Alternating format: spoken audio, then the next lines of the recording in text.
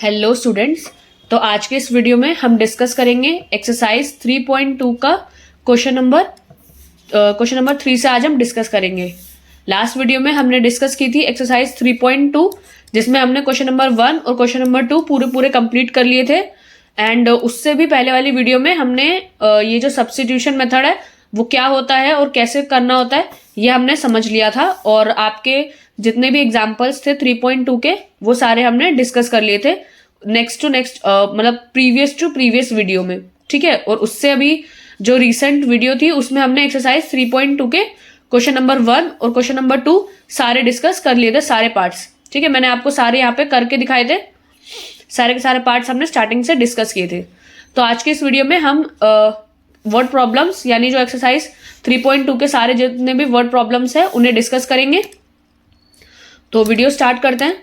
काफी अच्छे से मैंने आपको समझाया था सारी चीजें पॉइंट टू पॉइंट कि कैसे आपने इक्वेशन फॉर्म करनी है, कैसे आपने उनको सॉल्व करना है और क्या क्या ट्रिक्स आपने सोचनी होगी पहली।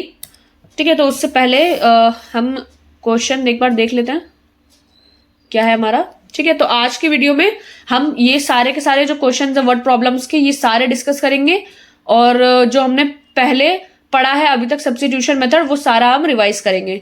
ठीक है, फिर उसके नेक्स्ट वीडियो में मैं आपको एलिमिनेशन मेथड स्टार्ट कराऊंगी। तो अभी हम फिलहाल क्वेश्चन नंबर 3 का फर्स्ट पार्ट डिस्कस करेंगे। ठीक है, तो डिस्कस करते हैं। पहला क्या बोल रहा है, the difference between two numbers is 26 and one number is 3 times the other. ठीक है, तो आपकी एक इक्वेशन तो यहीं से फॉर्म हो जाएगी और एक इक्वेशन यहां से फॉर्म हो जाएगी। ठीक है, तो ये तो आपने आई थिंक ट्राई करा होगा, तो ये वाला क्वेश्चन तो बन गया होगा, ये काफी आसान था। तो ठीक है, हम इसकी इक्वेशन लिख लेते हैं। तो पहली बात क्या बोली हुई, the difference between two numbers is 26। तो एक नंबर बड़ा होगा ऑब्वियसली और एक नंबर छोटा होगा, तो हम एक ले लेते हैं।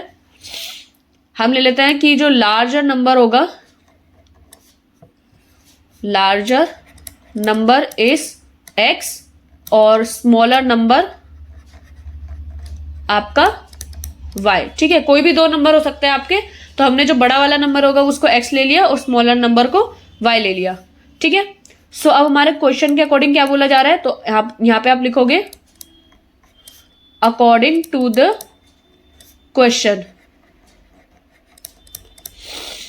ठीक है, तो अकॉर्डिंग टू द क्वेश्चन आप अपनी इक्वेशंस फॉर्म करोगे कि जो डिफरेंस है दोनों नंबर में वो 26 है।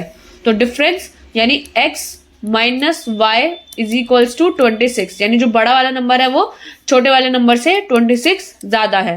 ठीक है, तो एक इक्वेशन आपकी ये हो जाएगी। और दूसरी इक्वेशन क्या बोलिए, one number is 3 times the other.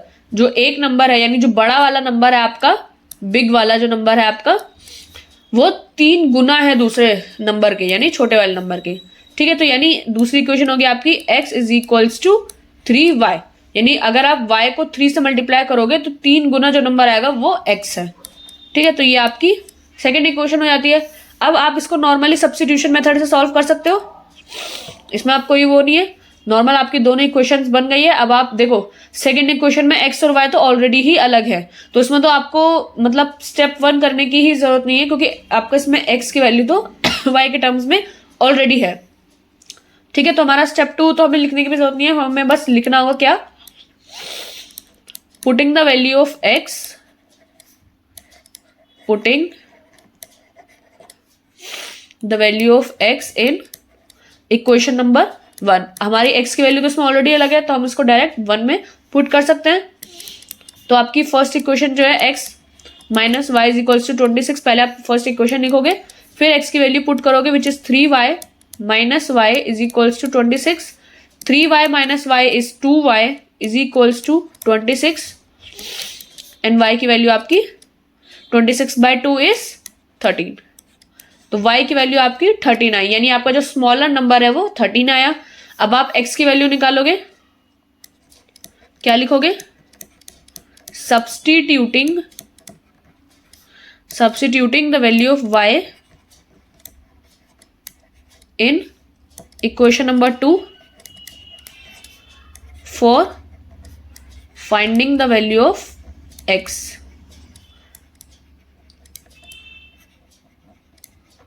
आप चाहो तो यहीं तक ही लिख सकते थे, substituting the value of y in equation 2 मैंने इसके आगे और लिख दिया कि for finding the value of x, यानी हम एक्स की वैल्यू फाइंड आउट करने के लिए वाई की वैल्यू उसमें सब्सटीट्यूट करेंगे। ठीक है, तो आपकी जो सेकेंड इक्वेशन है x is equals to 2y, वो क्या हो जाएगी, x is equals to 2 into 13। तो x की वैल्यू x के सेकेंड इक्वेशन जो है आपकी वो x is equals to 3y है, मैंने 2 लिख दिया। ये x is equals to 3y है ना आपकी second equation, x is equals to 3y, देखो बार बार भी 2y निकल रहा है। तो x is equals to 3y जो है आपकी सेकेंड इक्वेशन है। हमने y की वैल्यू को सेकेंड इक्वेशन में पुट किया which is x is equals to 3y। तो 3y की वैल्यू जो हमारी 13 है, तो आपकी x की वैल्यू क्या आ जाती है, 13 3 जा 39। ठीक है, तो आपकी x और y की वैल्यू आ गई, यानी जो आपका स्मॉलर नंबर और बिगर नंबर है वो आपको पता चल गया। यानी आप लिखोगे यहां पर जो smaller number is equals to 13 और लार्जर नंबर आपका 39। ठीक है, तो इसको एक बॉक्स में पुट कर लेते हैं, सारे जितने भी वर्ड प्रॉब्लम्स के आंसर आएंगे हमारे, मैं इनको एक बॉक्स में पुट करती हूँ। ठीक है, तो ये आपका आंसर आया है। ठीक है, आंसर फॉर दिस क्वेश्चन। तो हमारा फर्स्ट तो हो गया, मैंने आपको कहा ही था फर्स्ट पार्ट तो आपका बहुत आसान ही है क्योंकि साफ दिख रहा था वो। ठीक है, तो आपका जो सेकंड पार्ट है, एक बार सेकंड पार्ट को भी डिस्कस करते हैं, ये वाला। The larger of to supplementary angles exceed the smaller by 18 degrees. Okay, सबसे पहले तो यहाँ पे हम कॉन्सेप्ट डिस्कस करेंगे सप्लीमेंट्री एंगल्स का। ठीक है, देखो एक होते हैं हमारे supplementary angles,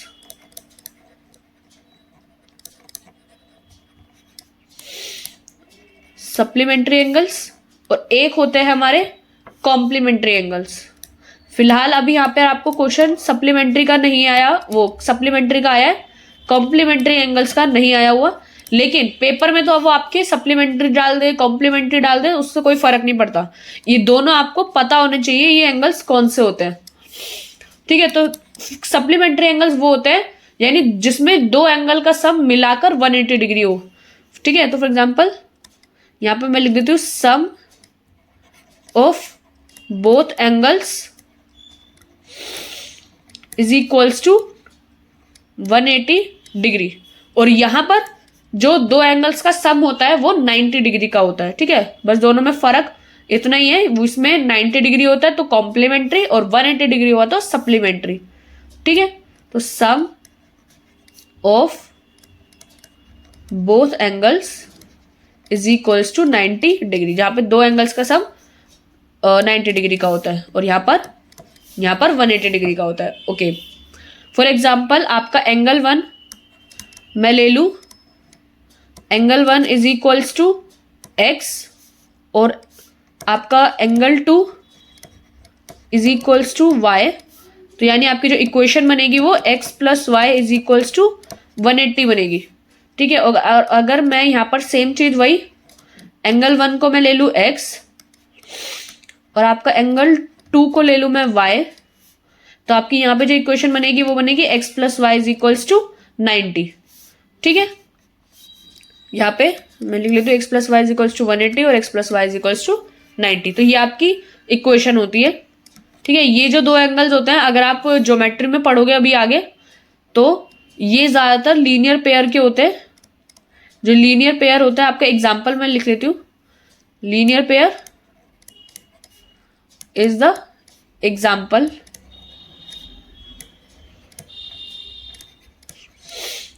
of this part.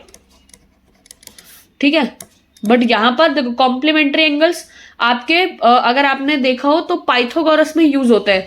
For example जब आपका ट्रायंगल या कोई भी लाइन जब ऐसे होती है, दो straight lines perpendicular to each other, तो वो एंगल पूरा आपका 90 डिग्री का होता है। लेकिन अगर यहाँ पे जैसे ये 90 डिग्री का है और अगर यहाँ पे कोई बीच से लाइन ड्रॉ कर दे तो दोनों एंगल हाफ हाफ में बढ़ जाते हैं, 45 या 45।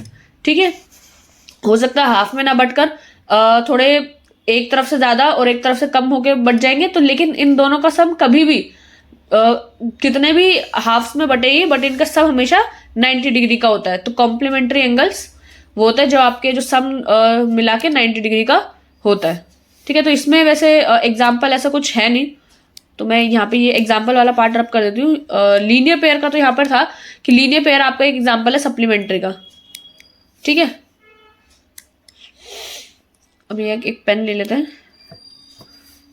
ठीक है, तो एग्जाम्पल्स तो आपको यहाँ पर पाइथागोरस में मिल जाएगा। मैं यहाँ पे पाइथागोरस लिख दूँ, बट करेक्ट पाइथागोरस थ्योरम नहीं, पाइथागोरस और वर्टिकल लाइंस, वन वर्टिकल और वन हॉरिजॉन्टल। तो ये तो छोड़ो एग्जाम्पल का, तो ये पार्ट अगर ना भी डिस्कस करो तो भी चल जाएगा। मैं यहाँ पे स्टार लगा रही हूँ। ठीक है, बट लेकिन आपका जो मेन इनका डिफरेंस है वो यही है, सम ऑफ बोथ एंगल्स का। मैं यहाँ पर एक हाईलाइट करती हूँ। जो सम होगा आपके दोनों एंगल्स का वो 180 डिग्री का होगा, और यहाँ पे जो सम होगा दोनों एंगल्स का वो 90 डिग्री का होगा आपका। ठीक है, तो ये आपकी जो इक्वेशन थी आपकी ये फॉर्म हो जाती है। यहाँ पर x प्लस वाई 180 और x plus y is equals to 90 का। ठीक है, तो ये आप याद रखना। बाकी अब हम जो ये क्वेश्चन था उसको डिस्कस करते हैं। मैंने आपको बता दिया वो ये कौन से होते हैं, सप्लीमेंट्री और कॉम्प्लीमेंट्री एंगल्स। आपको क्वेश्चन कॉम्प्लीमेंट्री भी दे सकता था वहां पर। ठीक है, कोई सा भी दे सकता है। अब हम क्वेश्चन रीड करते हैं। तो the larger of to supplementary angles, जो दोनों में से जो लार्ज वाला होगा, the larger of to supplementary angles exceed करता है स्मॉल से बाय 18 डिग्रीज। यानी एक जो बड़ा वाला है वो छोटे वाले से 18 डिग्रीज बड़ा है। ठीक है, तो फाइंड देम। और एक इक्वेशन तो आपकी सप्लीमेंट्री की बनी जाएगी। ठीक है, अभी हम इसको क्वेश्चन में लिखते हैं। तो अकॉर्डिंग टू द क्वेश्चन,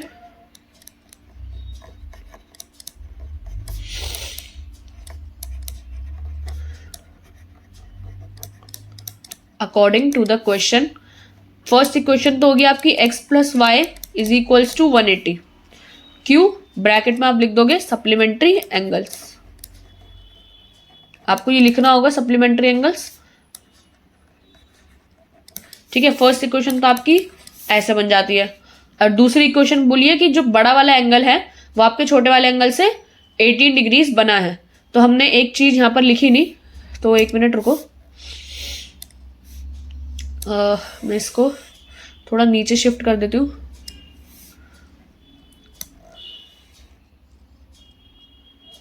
ठीक है, यहाँ पर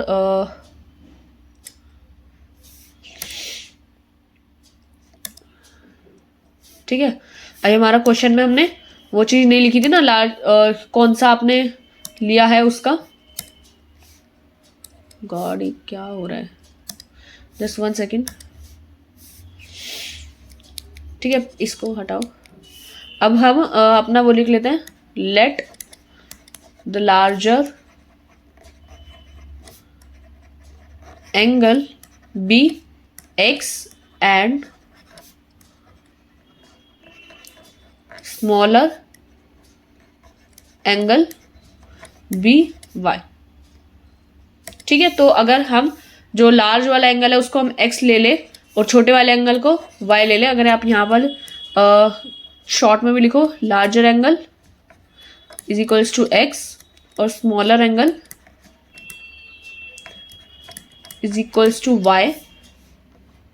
ठीक है, तो आपकी एक इक्वेशन तो ये बन जाएगी कि x plus y is equals to 180 supplementary angles की, और दूसरी इक्वेशन बनेगी कि जो बड़ा वाला है वो छोटे वाले से 118 ज्यादा है, यानी जो बड़ा वाला है x और उसमें से छोटा वाला माइनस करेंगे तो आपका 18 आएगा। ठीक है, तो ये आपकी सेकेंड इक्वेशन हो जाती है। आई होप ये वाली जो दोनों इक्वेशन मैंने बनाई ये आपको समझ में आ गई होगी। ठीक है, तो हमारा ये हो गया। एंड अब हमें बस सिंपल सॉल्व करना है। तो हम वैल्यू निकाल लेते हैं, एक x की वैल्यू अलग कर लेते हैं। देखो, दोनों x plus y is equals to 180, x minus y is equals to 18। अब अगर किसी को एलिमिनेशन मेथड आता होगा ना, तो यहाँ पर एलिमिनेशन मेथड लगाना बहुत आसान है, जिससे वैल्यू आ सकती है। बट अभी फिलहाल मैंने आपको नहीं सिखाया, तो मैं सब्स्टिट्यूशन मेथड से ही सॉल्व करूंगी इसको। ठीक है, तो अभी हम पहले एक x की वैल्यू अलग कर लेते हैं सेकेंड इक्वेशन से, y से। सो आपका सब्स्टिट्यूटिंग नहीं, पुटिंग द वैल्यू ऑफ हम यहाँ पे सेकेंड इक्वेशन से कर लेते हैं। तो एक्स की वैल्यू क्या आएगी, डायरेक्ट लिख देती हूँ मैं 18 plus Y.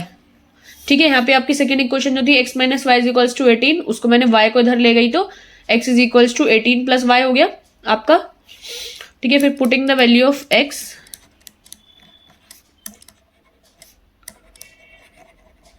Putting the value of x in कौन सी इक्वेशन में डालोगे, फर्स्ट इक्वेशन में, इन इक्वेशन 1। तो आपकी जो फर्स्ट इक्वेशन है वो तो ये है x plus y is equals to 180।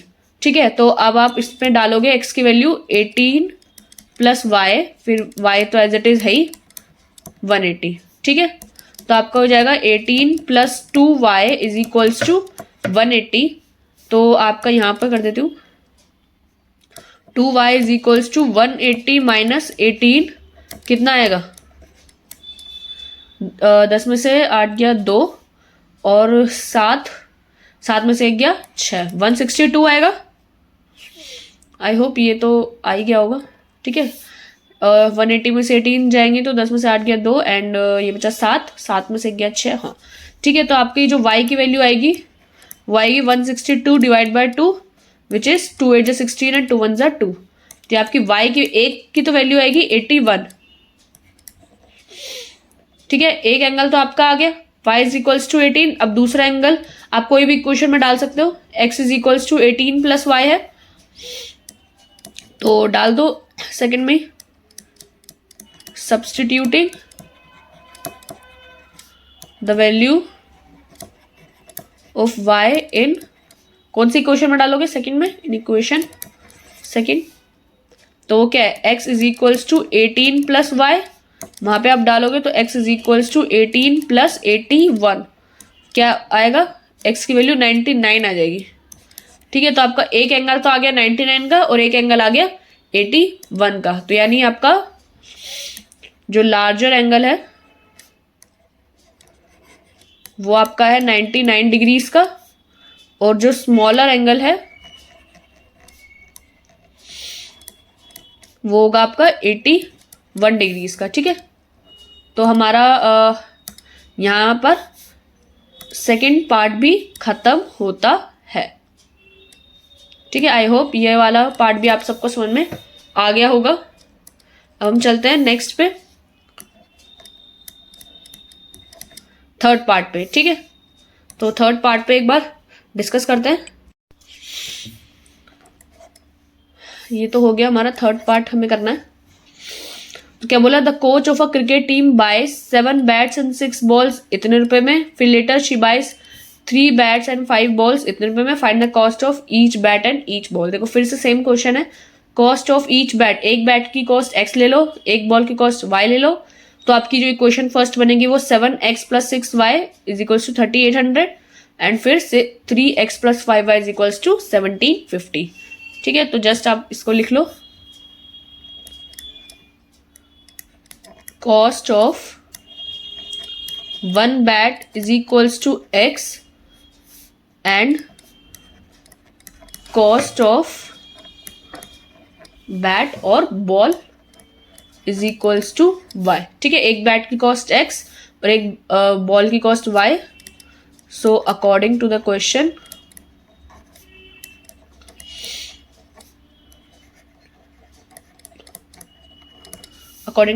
आपकी इक्वेशन क्या बनेगी, 7x plus 6y is equals to 3800।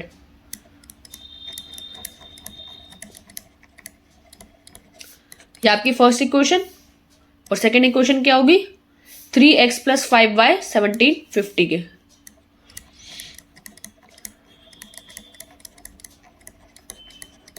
ठीक है, ये आपकी सेकेंड इक्वेशन। अब आपको इसको सॉल्व करना होगा, तो कोई सी भी इक्वेशन से x और y की वैल्यू आप अलग कर लो। देखो सारी की सारी जो इक्वेशन है ना वो रिड्यूस्ड फॉर्म में, लोएस्ट फॉर्म में ही है, तो कोई ऐसा भी नहीं है कि आप कुछ किसी का डबल चल रहा हो। तो आप फर्स्ट इक्वेशन से चलो कर लेते हैं। तो हम क्या लिखेंगे, from equation 1 we get, equation 1 से क्या होगा, 7x plus 6y is equals to 3800। 100, ये आपकी फर्स्ट इक्वेशन है। ठीक है, अब आप इसमें x की वैल्यू अलग कर लो, तो x की वैल्यू क्या से हो जाएगी, 7x is equals to 3800 minus का 6y, और x की वैल्यू हो जाएगी आपकी 3800 माइनस 6y अपॉन 7। ठीक है, तो फ्रैक्शन में आइए, नंबर्स यहाँ पर बड़े हैं काफ़ी, 3800 है, 1750 है, तो डील करेंगे इन्हीं नंबर से। Now putting the value of x in equation, कौन सी इक्वेशन में डालोगे, सेकंड में डालोगे। ठीक है, सेकंड इक्वेशन में डालोगे, तो सेकंड इक्वेशन हमारी थी 3x plus 5y is equals to 1750, ये आपकी सेकेंड इक्वेशन थी। आप यहाँ पर x की वैल्यू पुट करोगे विच इज 3 ब्रैकेट में, देखो यहाँ पर आ नहीं रहे, एक मिनट, ये आपकी फर्स्ट इक्वेशन है ही, यहाँ पे 3x की वैल्यू आप डालोगे 3800 माइनस 6y अपॉन में 7, ये वैल्यू आ गई 3x की, plus 5y is equals to 1750। ठीक है, आप यहाँ पे सॉल्व कर लोगे, थोड़ा सा स्पेस ले लेते हैं। ठीक है, अब आप इसमें सॉल्व करोगे, y की वैल्यू निकालोगे, तो कैसे सॉल्व करोगे, पहले 3 को मल्टीप्लाई करोगे 3800 से, फिर आप 6 को मल्टीप्लाई करोगे 3 से, तो आपकी वैल्यू आएगी, यहाँ पे अंदर मल्टीप्लाई करो, तो ये कितना हो जाएगा, 3 8 24, 4 2 क्यू में 3 3 9 10 11, 11,400 माइनस 3 6 18y अपॉन में 7 plus 5y is equals to 1750। ठीक है, सारे स्टेप्स आपको पेपर में लिखने होते हैं, क्योंकि स्टेप मार्किंग होती है मैथ्स में पेपर में। ठीक है, तो सारे स्टेप्स लिखोगे, जैसे अब यहाँ पर अब आप एलसीएम लोगे, तो एलसीएम लोगे यहाँ पर तो 11,400 ही आएगा, माइनस 18y प्लस यहाँ पे क्या हो जाएगा 7, तो 7 5 35y इज इक्वल्स टू 1750। आप यहाँ पे 7 को तो इधर भेज दोगे, और यहाँ पे क्या बचेगा 11,400, ये माइनस प्लस माइनस और साइन बड़े वाले का आएगा, तो 35 माइनस 18 कितना होगा, 35 माइनस 18 करके देखो, 8 9 10 11 12 13 14 15 7, और यहाँ पे 2 में से 1 गया 1, 17y। ठीक है, 16, हाँ ठीक है, तो आपका यहाँ पे आप मल्टीप्लाई करोगे 7 को इससे, तो ये कितना हो जाएगा 1750 इंटू में 7, तो ये हो जाएगा 7 5 35, 5 3 क्यू में 7 7 49 एंड 49 प्लस 3 49 50 51 52। ठीक है, तो 7 1 7 एंड 7 प्लस 5 12 12 250। ठीक है, मल्टीप्लाई करके देख लो, 5 5 3 क्यू में 7 10, हाँ ठीक है। ठीक है, ये आपका मल्टीप्लाई करके आ जाएगा। अब आप इसको सॉल्व करोगे, 17y एज इट इज इधर रहेगा, एंड 12 250 माइनस 11 400। ठीक है, तो आप इसको माइनस करोगे, कितना आएगा ये 0 एंड 5 गया एंड 2 माइनस 4, देखो यहाँ पे मैं आप अपना कर लो वैसे। ठीक है, तो 50 तो as it is, and 2 minus 4 8। ठीक है, और यहाँ पे बचा 11, तो 11 ही रहेगा, मतलब ये रुपीज़ में लिख लो, या ये रुपीज़ हटाए थे, अभी तक तो हमने रुपीज़ लिखा नहीं था। ठीक है, तो आई होप ये सही ही है। 12 250 में से हमने ये हटाया, तो हमारा ये आया 850। तो y की वैल्यू क्या आएगी 850 डिवाइड बाय 17, तो ये कट रहा है शायद 5 से, 5 7 35, 5 5 6 7 8, हाँ 5 से कट रहा है ना, तो ये आया 50, y की वैल्यू आई 50। अब यहाँ से बस सिंपल x की वैल्यू निकालोगे,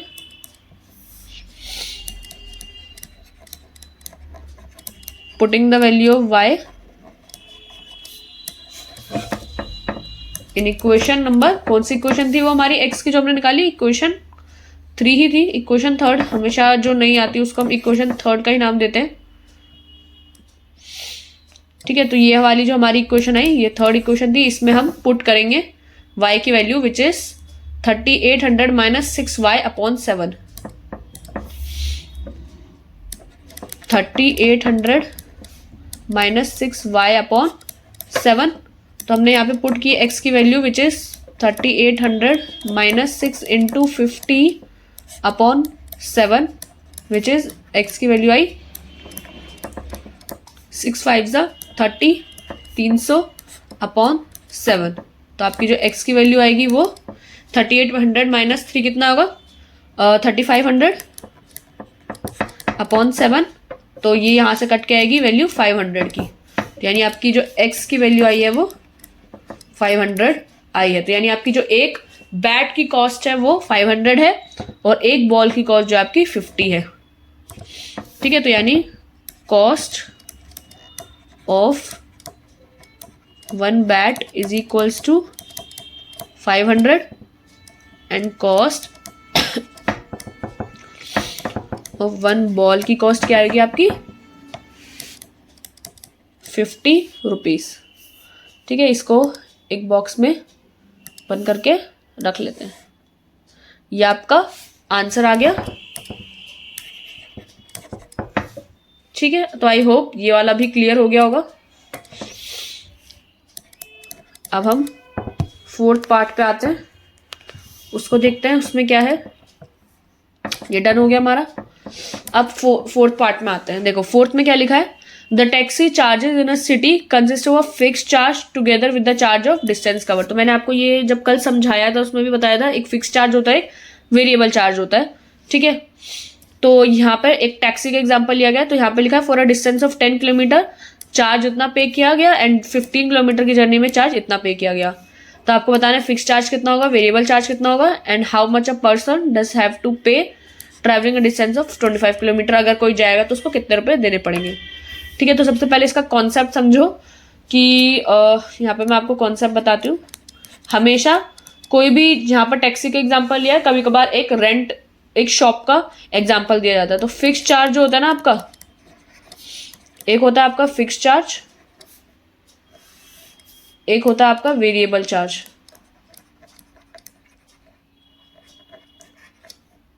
ठीक है, फिक्स चार्ज और वेरिएबल चार्ज, इन दोनों में क्या डिफरेंस होता है। फिक्स चार्ज वो चार्ज होता है जो आप चाहे उस काम को करो या ना करो, ये तो आपको देना ही देना होता है हमेशा। फॉर एग्जाम्पल अभी हम यहाँ पे एक टैक्सी के एग्जाम्पल से समझते हैं और एक जो शॉप के एग्जाम्पल से समझते हैं कि अगर कोई शॉप है जो रेंट पे ली हुई है तो उसमें क्या होता है। तो फिक्स चार्ज क्या होता है, फिक्स चार्ज आपका हमेशा फिक्स है।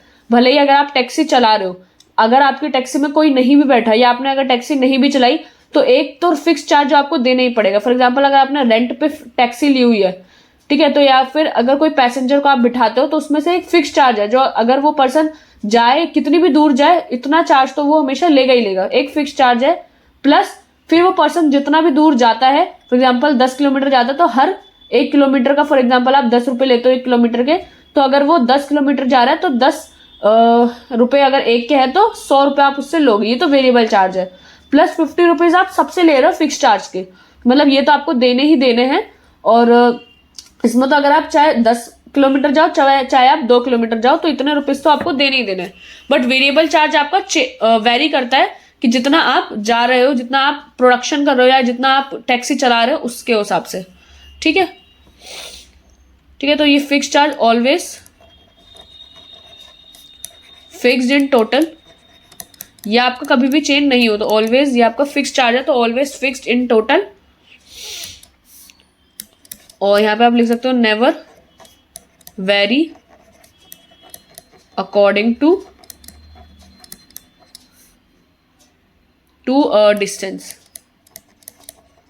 Distance covered. यहां पे मैं आपके टैक्सी के एग्जांपल के हिसाब से लिख रही हूं, ठीक है, बट वेरिएबल चार्ज आपका वेरी करता है, ये फिक्स नहीं होता। This is in terms of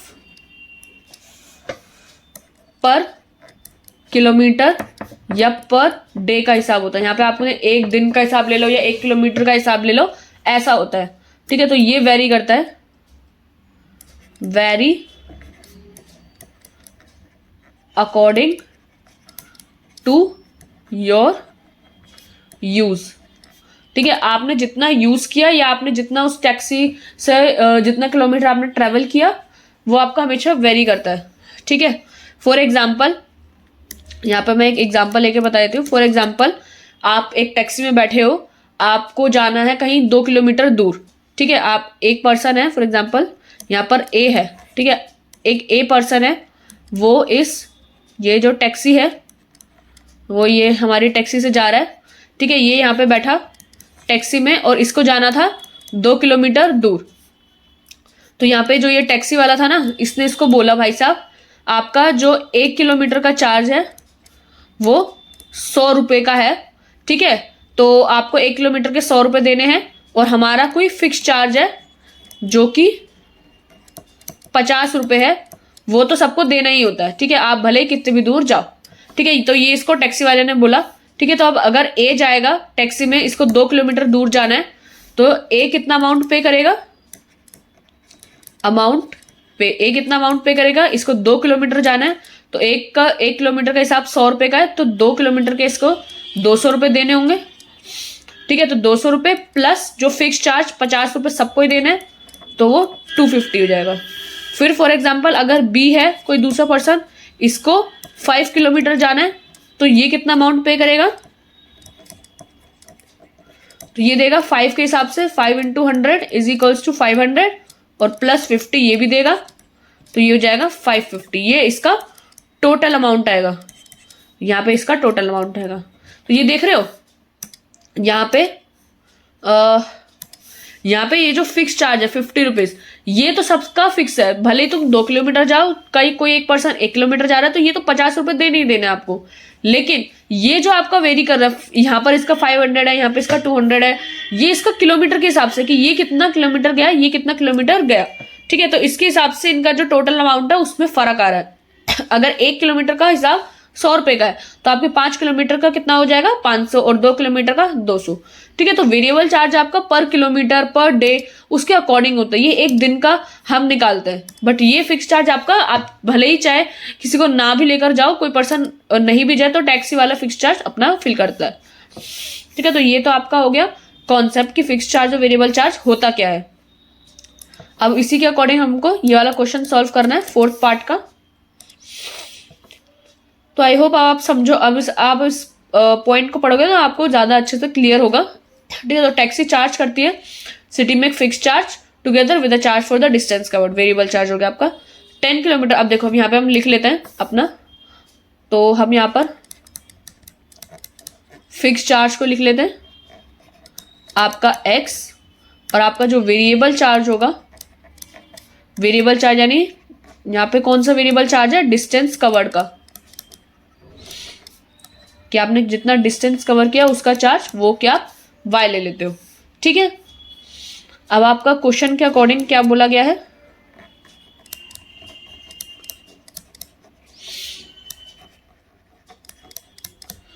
according to the question आपका है for a distance of 10 kilometre के डिस्टेंस में चार्ज पेड इज 105। ठीक है, तो 10 किलोमीटर के डिस्टेंस पे आपका कुछ जो फिक्स चार्ज होगा वो तो x आपका नॉर्मल होगा ही होगा, x प्लस 10 किलोमीटर जो होगा 10y हो जाएगा, क्योंकि वेरिएबल चार्ज क्या है? y पर किलोमीटर का ये है, जो चार्ज है वो पर किलोमीटर का है, यानी आपने 1 किलोमीटर ट्रैवल किया तो आपको y रुपीज तो देने होंगे। ठीक है, तो आप 10 किलोमीटर जाओगे तो 10 इंटू वाई हो जाएगा, तो एक fix charge x plus 10y is equals to कितना पैसा दिया? टोटल 105 का। आपका 105 फर्स्ट इक्वेशन आई। ठीक है, फिर बोला है 15 किलोमीटर के लिए 155 पे करा है, तो 15 किलोमीटर के लिए इन्होंने 155 पे करा है। ठीक है, तो आपका जो कुछ होगा फिक्स चार्ज ऐसे होगा। ठीक है, तो ये आपको क्वेश्चन मैंने समझा दिया कि यहाँ पर हमेशा आपको ऐसे लिखा होता है, तो 10 किलोमीटर के लिए इतना पे किया, 15 किलोमीटर के लिए इतना पे किया, तो उसमें फिक्स चार्ज भी इंक्लूड होता है। ठीक है, तो अब आप यहाँ पर पुट करोगे, एक सेकेंड, यहाँ पे आप निकालोगे, हम x की वैल्यू सेपरेट कर लेते हैं, तो यहाँ पर फ्रॉम इक्वेशन फर्स्ट से कर लेते हैं। वी गेट, क्या आएगी हमारी value, x is plus 10y is equals to 105। आपकी जो x की वैल्यू आएगी वो होगी 105 माइनस 10y। ये आपकी x की वैल्यू आ गई 105 माइनस 10y। अब आप पुट करोगे, putting the value of x in equation number 2। Equation 2 में पुट करोगे which is x plus 15y is equals to 155। x की वैल्यू क्या है आपकी 105 minus 10y plus 15y is equals to 155। ठीक है, तो आप यहाँ पे निकालोगे 105 माइनस प्लस माइनस, तो 15 minus 10 is 5y is equals to 155। यहाँ से आप सॉल्व करोगे 5y is equals to 155 minus 105, तो 55 माइनस 5 कितना हो जाएगा 45। आपकी y की वैल्यू क्या आएगी 9, 5 9 ज़ा 45। ठीक है, तो आपका जो वेरिएबल चार्ज था वो 9 रुपीज़ पर किलोमीटर का है। ओके, तो आपका जो फिक्स चार्ज यानी x की वैल्यू निकाल लोगे। सो सब्स्टिट्यूटिंग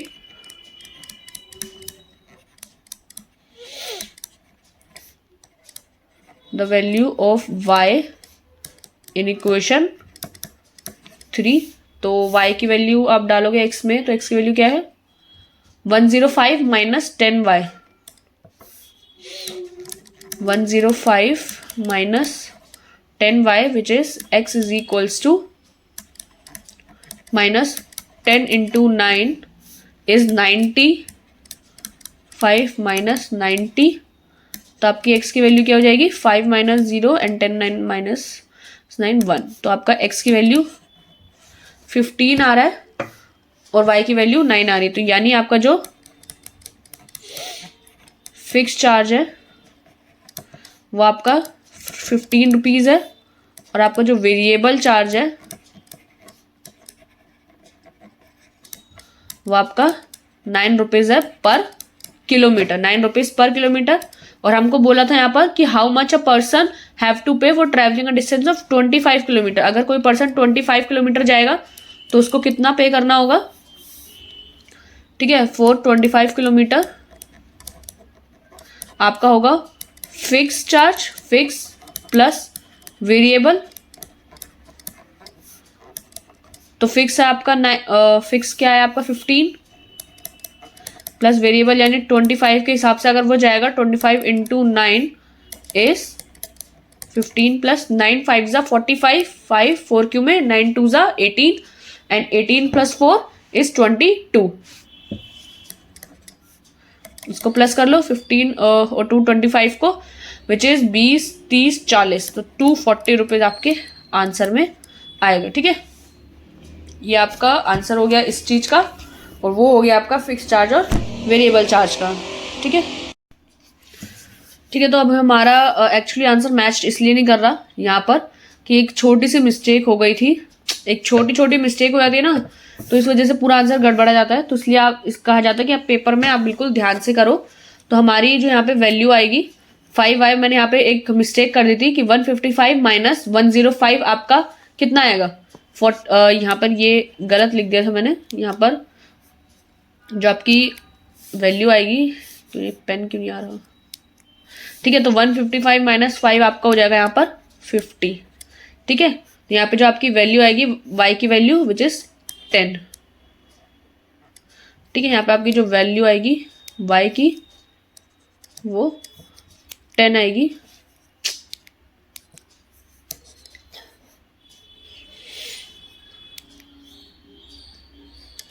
टेन आ जाएगी आपकी।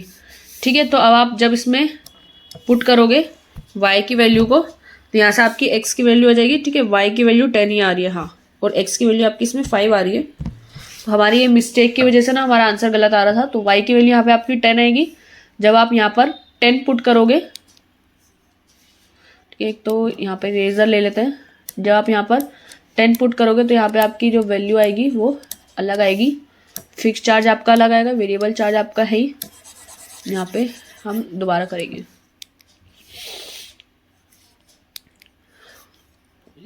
पेन, ठीक है। तो 105 माइनस 10 इंटू वाई की वैल्यू 10, तो 10 इंटू 10 100, तो 105 माइनस 100 एक्स की वैल्यू आपकी 5 आएगी। तो फिक्स चार्ज जो आपका 5 रुपीज़ है और वेरिएबल चार्ज आपका 10 रुपीज़ का है पर किलोमीटर। तो अगर कोई 25 किलोमीटर जाएगा तो फिक्स चार्ज के हिसाब से 5 प्लस वेरिएबल चार्ज जो आपका 10 है इंटू 25, तो which is 5 plus 250 is equals to 255। ठीक है, तो ये आपका आंसर अब मैच हो रहा है। वो एक वही गलती कर दी थी माइनस की, तो माइनस प्लस की गलती आप पेपर में ध्यान रखना। अगर ये गलती हो जाएगी तो आपको पता भी नहीं चलेगा। अभी तो फिलहाल मेरे पास आंसर था तो मैंने देख लिया कि आंसर मैच नहीं कर रहा है, बट पेपर में पता नहीं चलता और हम करके आ जाते क्वेश्चन, तो ऑब्वियसली आपका पूरे नंबर नहीं जाएंगे जितना आपने करा है। आपके सिर्फ 1 से 1-2 मार्क्स अगर मैम काट ले तो काट ले, क्योंकि आंसर आपको मैच नहीं कर रहा, बट आपने कॉन्सेप्ट पूरा लिखा है। ठीक है, तो उसके नंबर नहीं कटेंगे। तो आपका 5th पार्ट कर लेते हैं एक बार। 5th पार्ट क्या कह रहा है? तो a fraction becomes 9/11 if 2 is added to both the numerator and denominator में, and if 3 is added to both the numerator and denominator it becomes 5/6। तो आपको फ्रैक्शन को फाइंड आउट करना है। ओके, तो इससे पहले अभी हम इस क्वेश्चन को करने से पहले ये 6th पार्ट कर लेते हैं। ये काफ़ी ईजी है, ये थोड़ा अलग भी नहीं है, आपने करा हुआ है। तो पहले ये वाला कर लेते हैं, फिर बाद में आपको 5th पार्ट अच्छे से समझाती हूँ कि इसमें क्या है। ठीक है, तो करने से पहले हम 6 कर लेते हैं। 5 years hence the age of Jacob will be 3 times of his son, and 5 years ago Jacob की as 7 times that of his son हो जाएगी। ठीक है, तो प्रेजेंट एज इसको सन जैकब का और उसके सन का हम एक्स और वाई मान लेते हैं। ठीक है, तो प्रेजेंट एज ऑफ जैकब की एक्स और प्रेजेंट एज ऑफ सन की वाई। ठीक है, एक्स और वाई हमने दोनों की मान ली। So according to the question ये हमारा 6th पार्ट है। 5th पार्ट अभी हम करेंगे।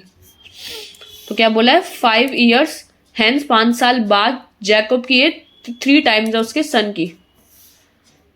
ठीक है, the age of Jacob will be 3 times that of son. तो 5 साल बाद जैकब की एज में 5 साल बाद में तो एक्स प्लस वाई 5 हो जाएगा, और ये 3 times हो जाएगी जो सन की एज होगी उस टाइम। तो सन की एज भी वाई प्लस 5 होगी। तो अगर हम इसको सॉल्व करके लिखे x plus 5 is equals to 3y plus 15। ठीक है, तो ये हो जाएगा x is equals to 3y, 15 उधर जाके माइनस में हो जाएगा, तो ये 10 हो जाएगा। ठीक है, तो ये आपकी फर्स्ट इक्वेशन आ गई और यहाँ पे x की वैल्यू अलग भी आ गई। ठीक है, अब हमारी सेकेंड इक्वेशन में यहाँ लिख लेती हूँ 5 years ago, तो 5 साल पहले, तो माइनस करेंगे हम। जैकब की एज 7 times थी उसके सन से। ठीक है, तो 5 साल बाद उसकी एज 7 times थी उसके सन के हिसाब से। इसको सॉल्व करोगे तो ये क्या आ जाएगा? 7y minus 7 5 35। तो x is equals to 7y, यहाँ पर आ जाएगा माइनस का 35 प्लस का 5, तो यहाँ पे x की वैल्यू क्या आ जाएगी आपकी? माइनस का 30। ठीक है, तो आपकी x की वैल्यू इधर भी आ गई और x की वैल्यू इधर भी आ गई। तो अब आप चाहो तो मेरा जो दूसरा मेथड था आप उससे भी कर सकते हो। इन दोनों को इक्वल कर दो, क्योंकि x तो दोनों में सेम ही है, तो दोनों को इक्वल कर देंगे। तो इक्वेटिंग इक्वेशन 1 and 2, तो क्या जाएगा? 3y plus 10 is equals to 7y minus 30। ठीक है, तो 7 माइनस 3 इज 4y यहाँ पर, एंड 30 उधर जाके प्लस में हो जाएगा, तो 30 प्लस 10 इज 40। तो आपकी y की वैल्यू क्या आ जाएगी? 10, यानी सन की एज जो आपकी 10 आई है। ओके, अब फादर की एज भी हम किसी में पुट करके देख लेते हैं। तो putting the value of y in equation number, कौन सी इक्वेशन में डालोगे? किसी में भी डाल लो, फर्स्ट में डाल लेते हैं। तो आपकी फर्स्ट इक्वेशन थी x is equals to 3y plus 10 की, यहाँ पे आप डालोगे x is equals to 3y है 10 प्लस 10, 3 times 30 प्लस 10 इज 40। तो आपकी x की वैल्यू आ गई 40। तो यानी आपके फादर की एज 40 और सन की एज आई है 10। ठीक है, तो हमारा यहाँ पे क्वेश्चन कंप्लीट हो गया। तो आई होप ये वाला क्वेश्चन भी आपका हो गया होगा। मैं एक बार आंसर चेक कर लेती हूँ इसका। ठीक है, तो 40 और 10 आपका आंसर सही आ रहा है। ठीक है, अब हम डिस्कस करेंगे क्वेश्चन नंबर 5 जो कि आपको समझना वाला है। ठीक है, तो एक पेज ले लेते हैं ढंग का सा। 5th part.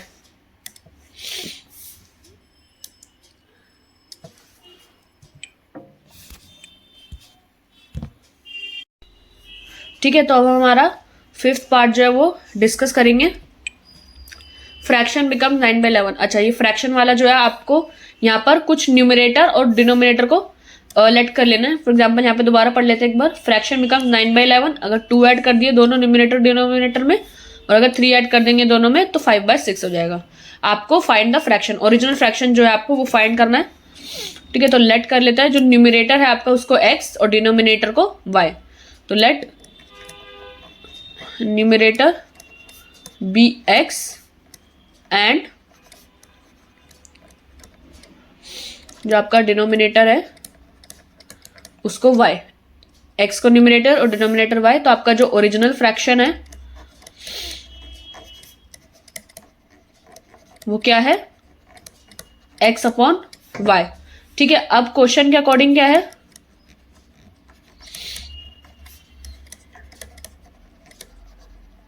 According to the question.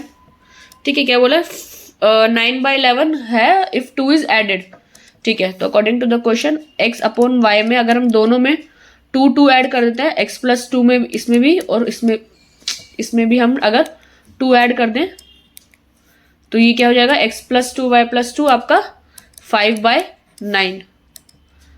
5/9 9/11। 5 तो हाँ है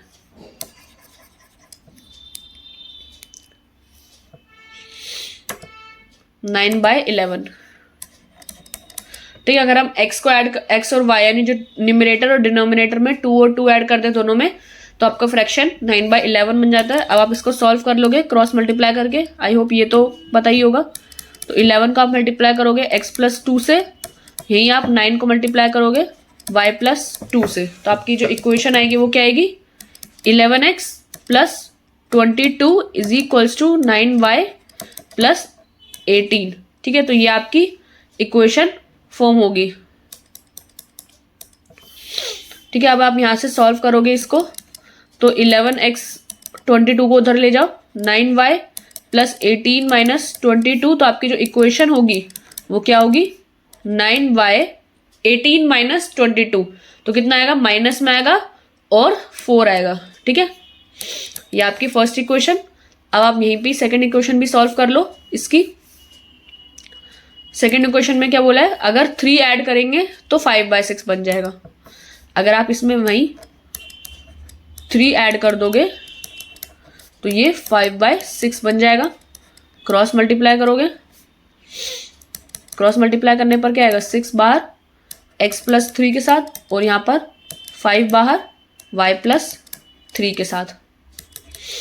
6x प्लस 6 3 ज़ा 18 is equals to 5y plus 15।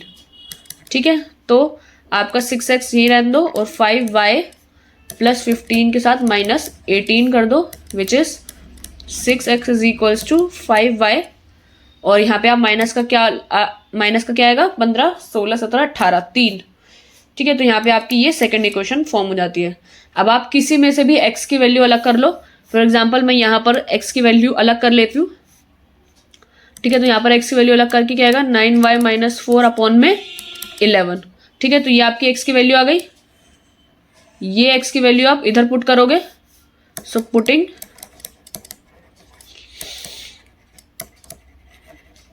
The value of x in equation number 2।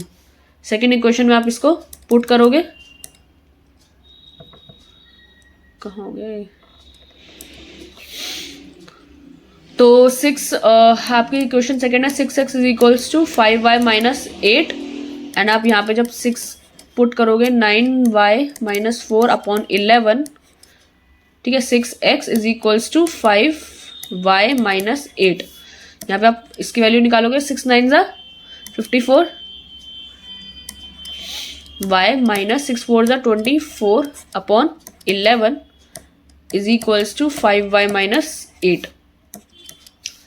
ठीक है, तो ये कितना हो जाएगा 54y 5y नहीं,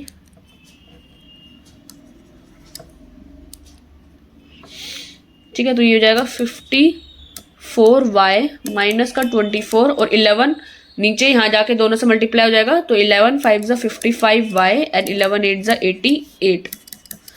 ठीक है,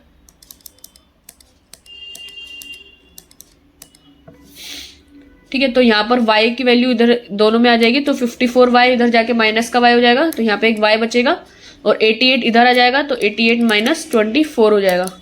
ठीक है, तो 88 माइनस 24 कितना होता है? 8 में से 4 गया 4 और 8 में से 2 गया 6, तो y की वैल्यू आपकी 64 आई है। ओके, ठीक है, तो हम जब x की वैल्यू निकालेंगे, substituting the value of y in equation 3, तो आपकी जो x की वैल्यू है वो क्या है अभी 9y माइनस 4 अपॉन 11, ये आपकी x की वैल्यू है। आप यहाँ पे y की वैल्यू को पुट करोगे 9 इंटू 64 माइनस का 4 डिवाइड बाई 11, तो ये कितना हो जाएगा 9 इंटू 64 करोगे तो 9 4 ज़ा 36, 6 3 क्यूब में 9 6 ज़ा 54 54 55 56 57, तो 576 माइनस 4 अपॉन 11 इज 572 अपॉन में 11। ठीक है, तो इसको कट करोगे तो ये कितना हो जाएगा 11 5 ज़ा 55 एंड 11 2 ज़ा 22, तो x की वैल्यू क्या आई आपकी 52, तो यानी आपका न्यूमरेटर ये और डिनोमिनेटर ये। ठीक है, तो आपका जो फ्रैक्शन होगा वो कौन सा वाला होगा, जो आपका ये न्यूमरेटर है, जो आपका ओरिजिनल फ्रैक्शन है। ठीक है, तो जो आपका ये ओरिजिनल फ्रैक्शन जो होगा वो आपका होगा न्यूमरेटर अपॉन डिनोमिनेटर। ठीक है, तो न्यूमरेटर और upon denominator is equals to 52 upon में दूसरा जो होगा वो है 64, 52 अपॉन 64, तो इसको हम कट कर सकते हैं। ये जा रहा है 4 से जा रहा है, 4 1 ज़ा 4 और 4 3 ज़ा 12। ठीक है, और ये इससे जा रहा है 4 1 ज़ा 4 और 4 5 ज़ा 20, 4 6 ज़ा 24। ठीक है, तो ये मेरे ख्याल से आपका इसी से जा रहा है 4 5 और 4 3 12 एंड 4 4 ज़ा 16, और ये मेरे ख्याल से आंसर ये अलग आ रहा है। एक सेकंड में चेक करती हूँ अब इसमें मिस्टेक कहाँ पर हो गई। ठीक है, तो यहाँ पे एक बहुत बड़ी मिस्टेक जो मैंने कर रखी है, देखो यहाँ पे लिखा कुछ और है मैंने और उतार कुछ और दिए। यहाँ पे 6x is equals to 5y minus 3 था, मैंने यहाँ 8 उतार रखा है हर जगह, उसकी वजह से पूरा का पूरा आंसर गलत आ रहा है। ठीक है, तो ये मिस्टेक काफ़ी भारी भरकम होती है, पेपर में ध्यान से करना कि यहाँ मुझसे ही गड़बड़ हो रही है, मेरे से काफ़ी गड़बड़ हो जाती थी पेपर में भी ऐसी, इसलिए मेरे कभी कभार तो आंसर आते ही नहीं थे, जो आते थे वही गलत होते थे। ठीक है, तो ये आपका यहाँ पर x की वैल्यू कुछ और आएगी, वही मैं सोचूं इतना बड़ा तो आंसर आ नहीं रहा था जो मेरा आ रहा है, फिर मुझे लगा एंड में शायद ये कुछ कट के आएगा तो आंसर आएगा, बट कट के भी हमारा आंसर इसमें आ नहीं रहा था। ठीक है, तो इसके बाद एक बार हम यहाँ पे सही कर लेते हैं, तो आपका जो आंसर आएगा 6x is equals to 5y minus 3 है, ये 3 है, मैंने पता नहीं कैसे 8 समझ लिया इसको, तो 6x is equals to this is equals to 5y minus 3। ठीक है, तो आपका ये 5y माइनस 3 क्या हो जाएगा 6 9 54 और 6 9 54y एंड 6 4 24, ये तो मेरा ठीक लिखा हुआ है, एंड 5y माइनस 3। एक सेकेंड, ये क्या हो रहा है तो लैपटॉप भी सही नहीं चल रहा है, गड़बड़ ये हो रही है। Just 1 second.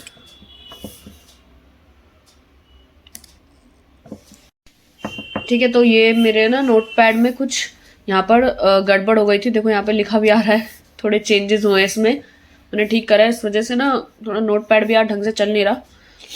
ठीक है, तो यहाँ पे हमारा क्वेश्चन वैसे पूरा का पूरा खत्म हो ही चुका है, बस यहाँ पे 3 पुट करना था। 6x is equals to 5y minus 3 है यहाँ पे। तो 6 में x की वैल्यू तो ये एज इट इज पुट करी हमने, यहाँ पे 5 माइनस 3, और यहाँ पे आपने वैल्यू निकाली 6 9 से 54 एंड 6 4 से 24। यहाँ पे तब भी 3 था, ये 54 माइनस 24 जो था ये यहाँ पे 54y minus 24 as it is, and 11 यहाँ पे मल्टीप्लाई होगा तो 11 5 से 55y एंड 11 3 जा 33।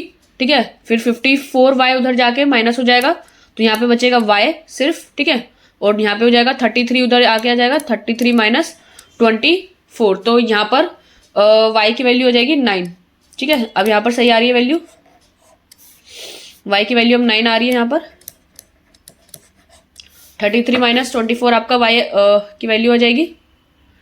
ठीक है, फिर आप यहाँ पर पुट करोगे 9y माइनस 4 अपॉन 11 में 9 y की वैल्यू आपकी 9 माइनस 4 अपॉन 11 विच इज 9 9 से 81 माइनस 4 अपॉन में 11, ये कितना हो जाएगा 81 माइनस 4 इज 77 आई थिंक। यहाँ पे 11 है ही, ये इससे कटेगा, यहाँ पे आपका 7 आ जाएगा, तो यानी यहाँ पे x की वैल्यू आपकी 7 आ रही है। अब आंसर ठीक आ रहा है। ठीक है, तो यार जो आपका न्यूमरेटर अपॉन में डिनोमिनेटर था वो ये यहाँ से कट जाएगा। ठीक है, और आपका जो न्यूमरेटर अपॉन डिनोमिनेटर था 7 अपॉन 9, जो यानी x अपॉन y था वो आंसर आ जाएगा यहाँ पर 7 अपॉन 9 के साथ। ठीक है, तो आई होप हाँ ये वाला क्वेश्चन क्लियर हो गया होगा। बाकी हमने करा सब कुछ सही था, बट वही है जैसे एक वैल्यू गलत लिख देते हैं तो पूरा आंसर ही गलत हो जाता है। तो बस आई होप ये समझ में आ गया होगा। ये आज हमारा क्वेश्चन नंबर 5th पार्ट और 6th पार्ट सारे कंप्लीट हो गए। हमारा जो क्वेश्चन नंबर 3 था वर्ड प्रॉब्लम्स का, वो सारा का सारा हमने कर लिया है।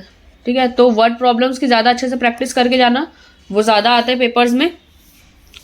ठीक है, बाकी तो हमने सब चीज़ करी है। अब हम नेक्स्ट क्लास में ये जो एलिमिनेशन मेथड है इसको स्टार्ट करेंगे, और फिर इसकी एक्सरसाइज, इसके एग्जाम्पल्स अगर हम देखें तो एग्जाम्पल नंबर कितने 8 से स्टार्ट हैं और कहाँ तक हैं 8 9 10, 3 ही एग्जाम्पल है। तो एक ही वीडियो में एलिमिनेशन मेथड भी समझ लेंगे और एग्जाम्पल्स भी डिस्कस कर लेंगे।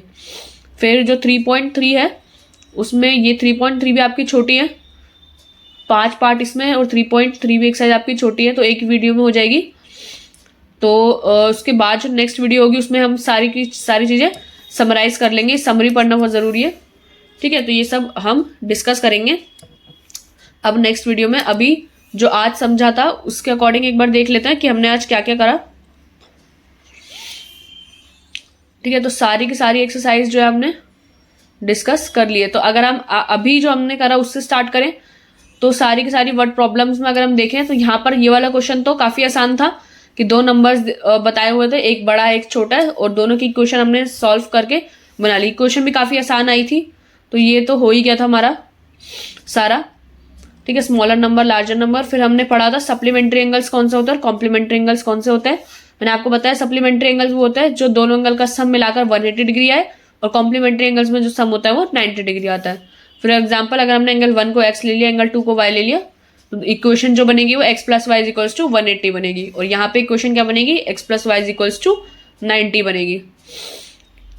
ठीक है, फिर हमने इसी के बेस पर जो दूसरा क्वेश्चन था हमारा वो करा था। ठीक है, फिर हमारा जो नेक्स्ट क्वेश्चन था बैट बॉल वाला, ये वाला क्वेश्चन भी हमने करा, और इसमें भी क्वेश्चन हमारा आंसर आ गया था।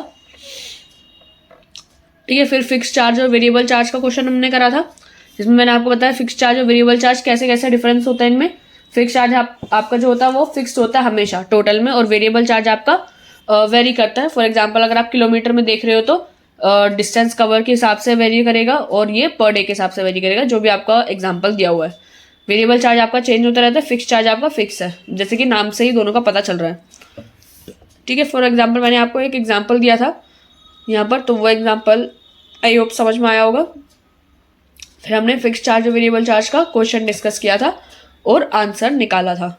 फिर हमने यहाँ पर एज वाला क्वेश्चन किया था। एज वाला क्वेश्चन हमने एग्जाम्पल्स में भी किया है, और ये जो एज वाले क्वेश्चन होता है ना वो इम्पोर्टेंट भी होता है काफ़ी, मतलब पेपर्स में ज़्यादातर देखा जाता है कि जो एज वाले क्वेश्चन होते हैं ना वो ज़्यादा आते हैं। तो आपके एग्जाम्पल्स में भी एक एज वाला क्वेश्चन था, और आपके इसमें एक्सरसाइज में भी एक एज वाला क्वेश्चन है। ठीक है, तो दोनों को आपको अच्छे से प्रिपेयर करना होगा। और ये तो फ्रैक्शन वाला था, ये भी आपका आसान था, मैंने आपको बता दिया। इसमें आपकी इक्वेशन बनेगी कैसे, इसमें आपको डायरेक्ट इक्वेशन नहीं दे रखी, फ्रैक्शन बना के बोला हुआ है। तो आपका जो न्यूमरेटर और डिनोमिनेटर था उसको हमने एक्स और वाई मान लिया। तो बोला कि एक्स और वाई मतलब जो डिनोमिनेटर न्यूमरेटर में हमने 2 ऐड किया तो उसका एक फ्रैक्शन ये हो गया, और अगर 3 ऐड किया तो फ्रैक्शन ये हो गया। ठीक है, तो आपकी जो वैल्यू थी एक्स और वाई में +2 करा और इसमें भी +3 करा, तो आपकी इक्वेशन क्रॉस मल्टीप्लाई करके ये बनी। ठीक है, अब आप जो ओरिजिनल फ्रैक्शन आया ना उसमें एक बार आप 2 प्लस करके देखो ऊपर और नीचे, तो आपका यही आएगा। जैसे आपका फ्रैक्शन आपका 7/9 आया, अगर आप दोनों में +2 ऐड कर दोगे तो क्या हो जाएगा 7, 8, 9 और 9 और 10, 11। तो ठीक है 9/11 ही आ रहा है। और यहाँ पे अगर आप 7/9 में आप 3 ऐड कर दो तो ये कितना है 7 और 3 10 और 9 10 11 12, काट के देखोगे तो 2 5 10 एंड 2 6 12, तो 5/6 आ रहा है। तो ठीक है, आपका जो आंसर है आप ऐसे भी देख सकते हो कि अगर फिलहाल मान लो मेरा जो आंसर अभी मैंने इसको करा तो मेरा आंसर ठीक नहीं आ रहा था, मुझे ऐसा लगा कि शायद आंसर ठीक नहीं आ रहा, बड़ा आ रहा है काफी। तो मैंने एक बार पुट करके देख लिया कि भाई जो क्वेश्चन में कंडीशन बोली हुई थी कि अगर हम +2 करें ऊपर नीचे आपका 9/11 बन रहा है या नहीं। तो ये आपको काफी बहुत अच्छा तरीका है आपका जो आंसर आया आपका वो उसको चेक करने का। ठीक है, तो यहाँ पे मैंने आंसर निकाल के बताया था। फिर आपको दोनों इक्वेशन बन गई। अब आप इक्वेशन में एक्स और वाई की वैल्यू को अलग करोगे एक में और फिर पुट करोगे, तो जैसा कि आप सब्स्टिट्यूशन मेथड करना जान ही गए हो तो वैसा आपका आंसर आ जाता है।